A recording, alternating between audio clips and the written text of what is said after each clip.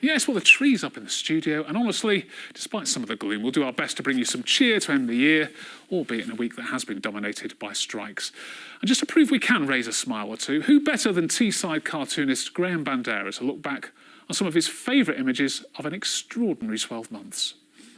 I don't envy his position at the moment, but I'm quite privileged in mine in terms of me being able to ridicule him as best I can. And I'll obviously continue to draw him as long as he lasts in government. Who knows what the new year's going to bring. In terms of producing cartoons, then the more chaotic the better for me. So the more chancellors the better, and the more prime ministers the better from my perspective. Yeah. More from Graham on drawing the chaos later. And with Christmas only a week away, are people still spending on food, drink and parties? Well, we'll be speaking to hospitality businesses who rely on this time of year to make their money. COVID was dreadful for everybody, not just hospitality. But the one thing I would say regarding COVID was there was help at hand for us. At the moment, there's no help at all. So I would actually say the position that we're in at the moment is probably worse than what COVID was. Well, with me in the studio, adorning it even better than the BBC's pound shop decorations, we've got Lord Kirkhope for the Conservatives, they're priceless, and Jamie Driscoll, Labour Mayor for the North of Tyne. And we'll also be talking to Emma Collier from Northumbria University Students' Union about the pressure the cost of living crisis is putting on students. Welcome to all three of you. But let's start with that nurses' strike. Members of the Royal College of Nursing at 3 North East Health Trusts took strike action on Thursday over pay and working conditions. In terms of actual pay rises, we've had a pay cut. The pay rise that they've suggested is just really not sufficient in terms of cost of living, and actually, the nurses that I know are relying on food banks really to get by. Eventually we've got the point where it's just not livable. A lot of the people here have families and young children. We need the support that other careers do, to be honest, to live our lives. I'm not technically on strike, I just finished night shift, but I came along to the picket line to support my colleagues who are able to strike today. So tell me the reasons that you're supporting your colleagues. Well, to be honest, I think there's a vicious cycle in nursing at the moment where there's not enough staff and they're not being paid properly. We can't attract people into the profession, we're losing nurses in droves, and it's a cycle that needs to be broken, and I think it should start today, really. Nurses there striking this week. Timothy Kirkhope, nurses they're striking as a last resort. They feel, in terms of their pay, has diminished over the years in terms of real terms. Conditions in hospitals deteriorating. Sympathy for them, should they be striking?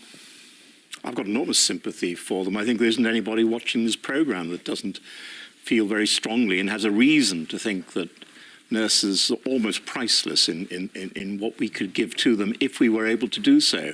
I think the problem is, with this particular area of work, as with a number of others, is that we are in a situation where inflation, unfortunately, has hit the country in a big way, that actually almost whatever is offered is not going to be sufficient to make sure that their standards of living can improve.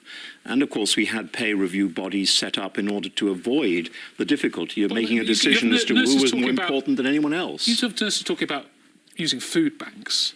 That should raise alarm bells, that it's just not enough. It certainly does. Of course, it's not a lack of money going into the National Health Service. We're putting enormous sums into it. Let's talk about their wages, I know. I appreciate that, and I think that they're right to underline it. No, OK, appreciation goes so far, but the fact of the matter is that pay review bodies are there in order to determine what sort of increases in salary can be given. And of course, we do have a situation where there is a limit on funding. And all the parties, the major parties, and Jamie will have something to say on that, I've no doubt, but all the major parties agree that the requirement or request of those nurses for nearly 20% is something in the present economic climate which we simply can't afford. Jamie Driscoll, that is true. The Labour Party have said as well that 19%, which is what the nurses are asking for, is unaffordable. What is affordable? What should they be given? What should be happening here? Well, first of all, concern doesn't put food on the table. When I've heard of a case of a nurse getting to pay for her breakfast, having no money, bursting out in tears. And the Freeman Hospital, I was over there yesterday talking to the nurses, they're saying that as a result, the Health Trust is having to give them porridge to get through the morning. That's Victorian. That's an Ebenezer Scrooge story. And yet, we've had £4 billion written off in fraud. We've had £9 billion in uncollected tax, the National Audit Office published yesterday. £10 billion wasted in PPE. Okay, the money is in there your view, the if Labour they Party, care. the Labour Party has not committed to 19%. In your view, as a Labour politician, should they be paid 19% rise? I think what needs to happen is they've got to stop hiding behind the pay review body. And I think Steve Barclay needs to sit down with them and find a way through. Because it's a false economy in the long run, Richard. If we keep nurses underpaid, they keep leaving the profession and it just damages. There's a pay review body there for a purpose, isn't there? You know, if you start ignoring the pay review bodies every time they make a recommendation, then virtually everybody's going to come back. And once the government blinks, everybody's going to want more than the pay review body offers. But the pay review body met in, was it February? And we've had, what, 12% CPI inflation, 14% RPI inflation. If people can't afford to pay their rent, then it needs addressing. That's the top and bottom of it. Some Conservatives have called for it to send it back to the pay review I would acknowledge what Jamie said on that point. It is true that since the pay review bodies have met, it is some time ago, and we have seen a change in inflation rates and so on, and other circumstances, and other requirements in terms of conditions in which nurses work. I think is there a case for sending it back, as some Conservatives have suggested? Personally, from my point of view, I think there is, yes. And I think that that is something where, you know, you're talking about ministers. I mean, the Labour Party refuses to say how much more they think they should have, but I think it's much better to have an independent or mostly independent body look at it again and see whether there are circumstances, and there may well be now, where they could look at it and improve the offer that is made. Jim Driscoll, there'll be concerns this week because it's not just nurses going on strike again, it's ambulance staff as well. The NHS, can it cope with that? We've got, what have we got? We've got 100,000 nurses on strike, 115,000 postal workers, around 70,000 university workers on strike, 40,000 people in the railways, ambulance workers, hundreds of thousands of teachers balloting. The entire, this idea that the public are concerned, this is the public is on strike. And there's a common theme here. It needs addressing. And this idea that the Labour Party should fix it, the Conservatives are the government and Steve Barclay needs to fix it. OK, all right, OK, we'll have to leave it there. Now, it's the end of term for students at the region's universities, and like everyone else, they've been struggling with rising rents, energy and food bills. Indeed, so worried are university bosses that they've increased hardship funds to try and help students continue with their studies. Joshua Aitken, who himself graduated from Northumbria University just this year, has been finding out more. As he gets started on his next university assignment, Dominic has another challenge. How to keep warm when heating your shared student house is increasingly unaffordable. It's hard to work in a cold house or just in the environment that we're in. When you're worrying about money and things like that, it's always in the back of your mind if you're struggling that could affect the academic performance. The temperature in the house, a bone-chilling 9 degrees. And it's not the only cutback prompted by rocketing bills. 2 or 3 of us are cooking at the same time. We'll load that up instead of having it on for hours on end. Washing machine, we'll probably just do 1 wash a week each, try and load that up as much as possible.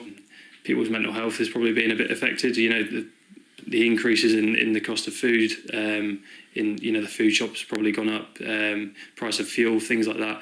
I think a lot of students are probably struggling with the increases. As someone who graduated here in the North East this summer, I'm well aware of the financial anxieties facing students. But in recent months, those concerns have only increased.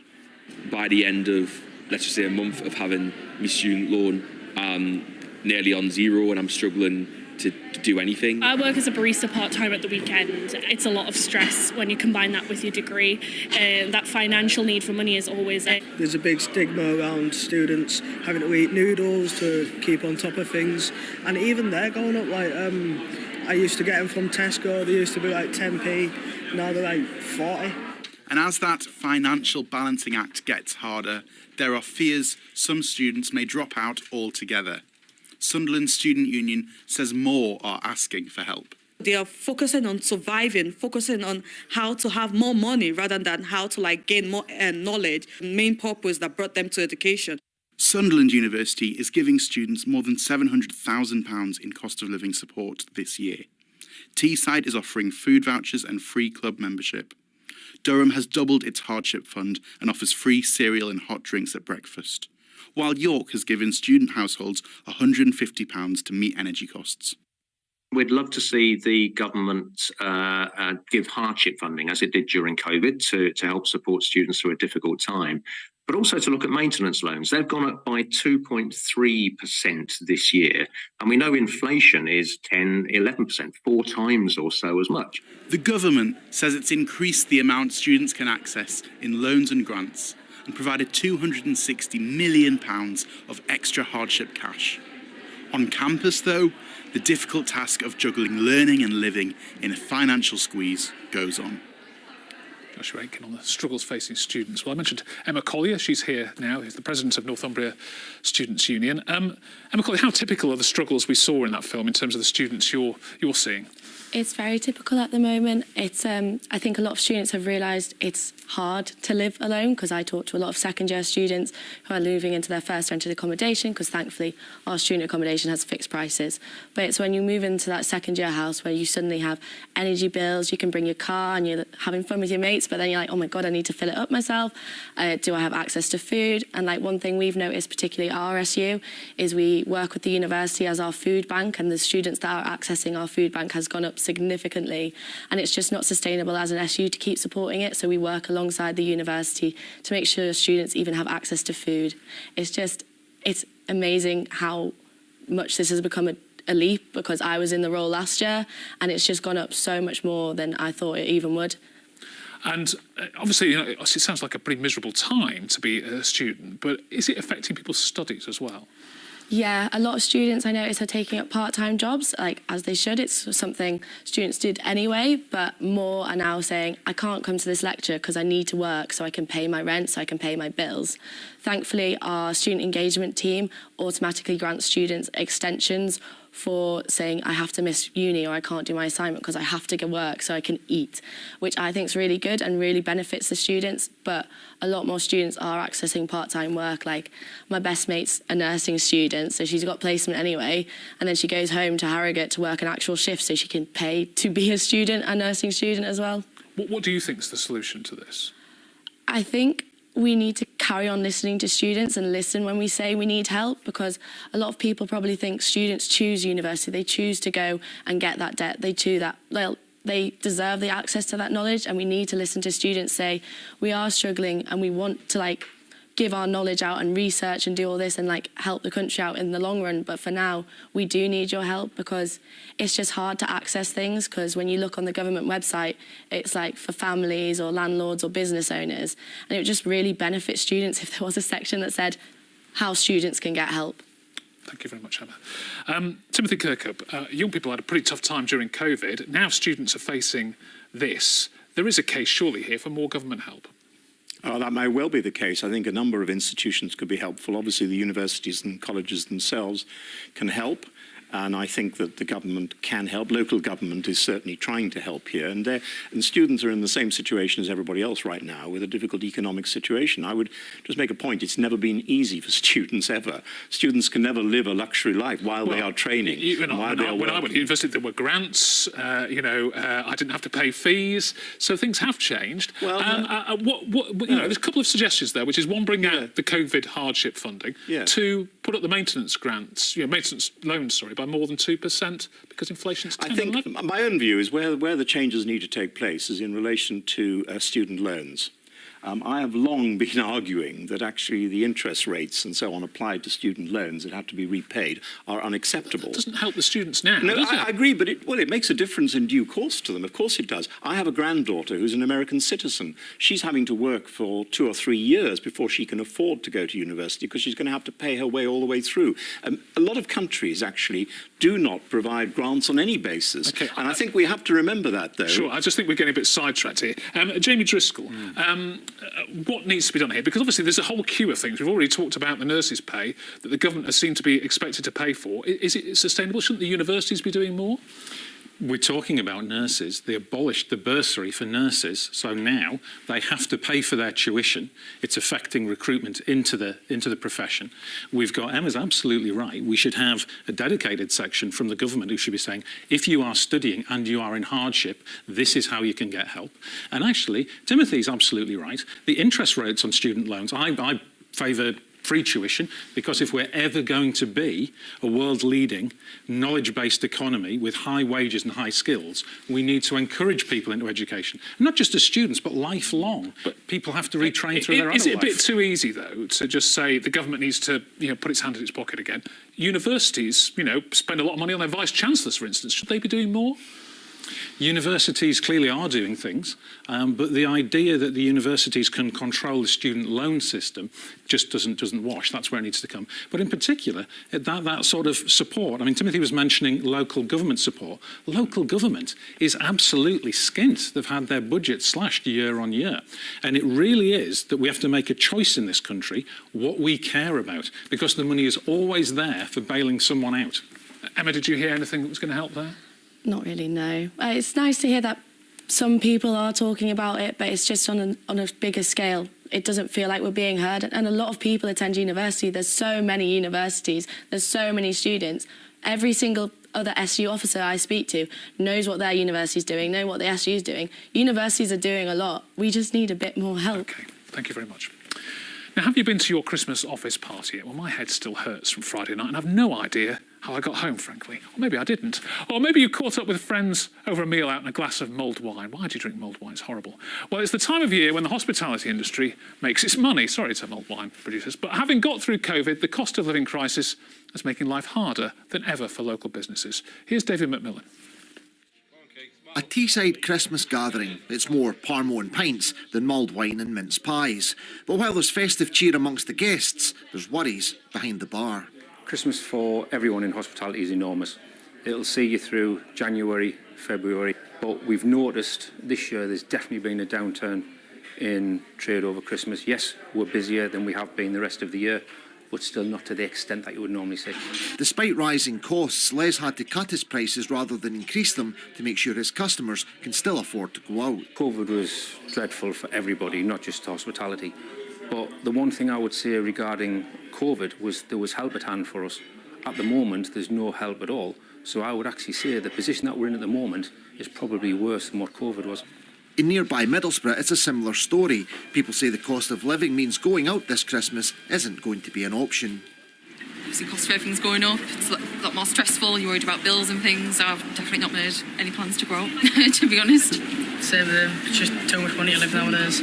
Costs too much. But while times are tough in town centre and community pubs, Christmas trade at some high-end venues in the city appears to be holding up, and it could be an indication of what's happening across the industry. This is my fourth recession in business, and this one feels very different. There is a camp of people, and let's say it's a third of the population, who genuinely are struggling to eat and eat. There's going to be a squeeze middle, say that's a third. And those people will be under pressure. Do they do a holiday, or do they, go out for a meal, or where do they find their savings? And there's another third of the population I really believe are completely untouched by this. And so depending where your customers are drawn from will have a direct influence on how your business reacts. And in those places where festive markets don't take off, it will bring serious problems when the quiet months of January and February come round. 1 in 3 North East businesses in hospitality say they have no cash reserves, so they've got no fat to be able to withstand an economic shock, and half of them, because of energy bills, are not breaking even. So we fear that in the new year, if we don't get further government support on energy, you may see a high proportion of those businesses fail. A cost of living crisis at Christmas is a real problem for hospitality. There's fears it's going to be a far from happy new year. David Miller reporting. Jamie Driscoll, big part of the economy, obviously, in the patch you serve. How worried are you about the health of hospitality businesses? It's really quite concerning. I was talking to a publican just the other day, and not only everything we've heard in the film, but they still have their debts from COVID and a lot of the support, a lot of the bounce-back loans they've taken out. I was talking about consolidating that, but then interest rates are going up all the time. So this is really quite worrying. And everybody who's out in industrial dispute trying to just catch up with inflation, no one's after a pay rise, they're not going to have the money to spend. And as your film said, you've got 2/3 of the population either with no money or worrying about keeping their money because they might not have soon.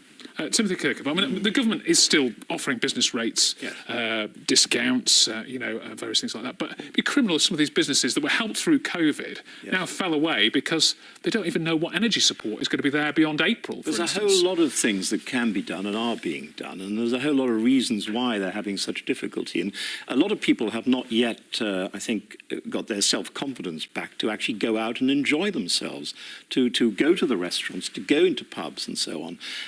The government is obviously going to try and get inflation down. This is the whole point. The Prime Minister, I mean, Rishi Sunak is doing his best now to take a sensible approach to reduce inflation and therefore reduce pressures. What a lot of these businesses want to know is what support's going to be there for energy bills, for instance, beyond April. Because for them, they're looking, trying to get some money in at Christmas, but there's no point in them trying to soldier through January and February if they suddenly face a massive energy bill in April. Well, I mean, I can't predict what the Chancellor and what the Prime Minister are going to do about that next year. What should they do? Well, what they should do, in my view, is to continue to give assistance to minimise the effects of energy bills that are occurring as a result of outside factors like the Ukraine conflict and so on. For businesses as well as households. For businesses as well as households. But just one more thing, that staffing, for instance.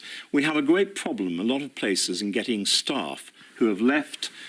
Some of this is post-Brexit and so on. But we need to make sure that where staff are required, they can be actually obtained and trained and also brought in, if necessary, from elsewhere to support the services that are being given by restaurants and pubs. Jamie Driscoll, what do you think is the solution here? Because yet again, we're asking the government, the taxpayer, to again bail out. I mean, you can't bail out every business. You know, the good businesses will survive, is the argument, isn't it? Bad businesses will fall by the wayside. Well, there's two parts to that. If we let businesses fall, the economy suffers and we generate less wealth and less taxes. So we do need to keep a vibrant economy. But energy is a significant cost here. I was talking to someone whose bills have gone up from £12,000 to £36,000 in a small business. Now, somebody is getting that money. And it's actually, a lot of it is the energy providers that we could put an effective windfall tax on that doesn't have all the loopholes that they're allowed to then offset against future investment, which is what's happening. It's not actually raising any money. So the government really could do something on that. That's one of the options, of course, to do further taxation on the energy suppliers. They're already, of course, subject to that effect and that pressure as a result of excess profits, but I think we could probably do more. I don't think anything wrong in that. I think you've just got to be very careful that when you actually hit those that are investing, and particularly investing in the new green technologies and so on, that you don't actually kill off the future economy, as it were, in that area. Okay, well, if we can afford it, we should all go for a meal or a drink, I suppose. That would also support them. Now, it's our final programme of the year, and what a year it's been. 4 chancellors in 4 months, 3 prime ministers, and that budget meltdown. So who better to review it all than a man who feeds on political chaos, Teesside born and bred cartoonist, Graham Bandera. I went to visit him in his studio in North Yorkshire to reflect back on a year that provided him with almost endless material. Frankly, Mr. Speaker, the job of a Prime Minister in difficult circumstances when he's been handed a colossal mandate is to keep going, and that's what I'm going to do. Boris Johnson, for a political cartoonist, is absolute comedy gold. You know, I've done him with a Pinocchio nose, I've done him as a sewage pipe, as a eaten mess. So, you know, the options to portray Johnson are endless, really. My friends, in politics, no one is remotely indispensable. I was slightly disappointed when he actually ended his tenure at Downing Street, purely from a comedy perspective, really. I want to thank everybody here, and hasta la vista, baby. Thank you. The more scurrilous, the more scandalous, the better, really. And you've just got to try and see what you can get away with. Sad from a perspective, not being able to draw him as much, but also a bit of excitement, thinking we're going to have a new kid on the block, so to speak, and obviously it turned out to be Liz Truss. I will deliver a bold plan to cut taxes and grow our economy. I'll be honest, when you're portraying women in a satirical way, you tend to be less harsh. But after about a week or two of seeing Liz Truss trying to make the best of things, I just thought she's completely incapable, and I became more antagonistic towards her. So I'd like to try and get that message across in as many ways as I possibly could. I am a fighter and not a quitter. you couldn't go wrong with what she was doing, because it was just so detrimental to the country. Crashing the economy was fantastically spectacular. U-turns galore. Obviously, she got Kwasi Kwarteng in, and that seemed to be like some sort of Laurel and Hardy combination, which was perfect for me. I cannot deliver the mandate on which I was elected by the Conservative Party. And then it was a case of just moving Rishi Sunak in as soon as possible. And now he's here, he's up for ridicule. Some mistakes were made. And I have been elected as leader of my party and your Prime Minister, in part, to fix them. Huge pressure on him, cost of living crisis, winter of discontent. So I don't envy his position at the moment, but I'm quite privileged in mine in terms of me being able to ridicule him as best I can. And I'll obviously continue to draw him as long as he lasts in government. Who knows what the new year's going to bring. In terms of producing cartoons, then the more chaotic the better for me. So the more chancellors the better, and the more prime ministers the better from my perspective, yeah. Graham Bandera looking forward to a chaotic 2023. Jamie Driscoll, gave Graham Bandera a lot of fun. How would you sum up 2022 politically? It's an open goal, and it would be dishonourable for me to just stick the boot in, given all of the chaos in there. But let's look forward to what we can do in 23. And in particular, we get a good, strong North East devolution deal. My job is to negotiate. How close are you to doing that? I'm hoping we can get it announced soon. I'm talking to Michael Gove and his team, trying to get up here, do the handshake for the cameras. But that's over £4 billion investment in our region, sorely needed. We've been left behind for a long time. We've got to fix that. Timothy Kirkup, looking back at that, plenty of material for the cartoonist. Has it been a year that's finished the Conservative Party's prospects of winning the next election? If I may put it diplomatically, it hasn't been the best of years for the Conservative Party in 22, but I am looking forward with great optimism under our new leader of a revival in our fortunes, and I think that's going to come in this year. Does your party deserve it after the previous 12 months of three prime ministers? Not a question of, do any politicians deserve anything at all, except things like Graham's cartoons, which I look at in the Yorkshire Post every week? I would just want to make a point, though, if I may. Politicians can't achieve everything. And I think the one thing we haven't spoken about today, and I think it's important in the context of all the things that are going on, is all the volunteers, all the voluntary effort that goes on without politicians to look after people in the community and everywhere else. I have the greatest of respect and faith in that happening even more in the next year without the politicians interfering. Jamie? Do I think the Conservatives are going to rebound from this? I don't, actually. I think that die is cast now. I think we're going to see a Labour government in a couple of years' time. The question is, what do we do to fix it in the meantime? OK, all right. Well, thank you very much. Well, that's a thought to ponder for everybody in the new year. So, and that's about all we have time for this week, and indeed for this year. Thanks to all my guests and to you for watching. And this time next week, it will be Christmas Day. We'll be knee-deep in wrapping paper, wondering if it's too early for a sherry. And my answer to at least that is it's never too early. Of course, it'll be tough for many this year, though. So to those helping others out, as Timothy Kirkup talked about there, I salute your true festive spirit, because that is what Christmas is about. And whatever you're doing, whoever you're celebrating with, I do hope you have as merry a Christmas as possible, despite what circumstances you're facing. And we will see you in 2023. Merry Christmas.